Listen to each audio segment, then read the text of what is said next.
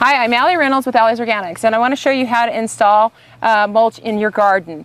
It's pretty simple. You just get yourself some good mulch that's been broke down. This is called Mulch, and this just is a turkey manure along with a lot of wood chips, and it's been composted, and it's a great mulch. It also feeds. I'm just going to put it around the base of this zucchini plant. Just kind of want to lift it up carefully. You don't want to pull and yank on it because you don't want to break it loose from the ground.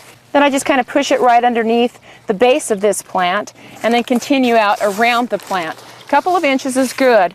This helps keep the moisture in the soil.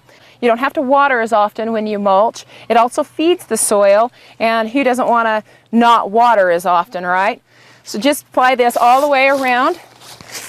You want to at least go a couple of feet out from this, but you could also cover your entire bed with this to help keep the moisture in. A couple of good inches.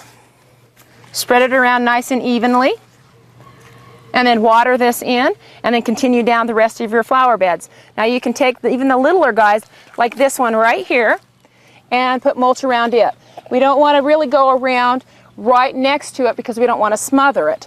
But we can sure build up the soil around it. Couple inches again, and that will help this guy too keep his moisture in.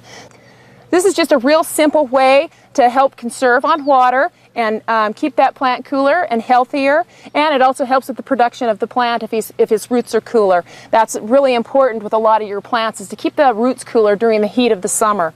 So mulch your garden.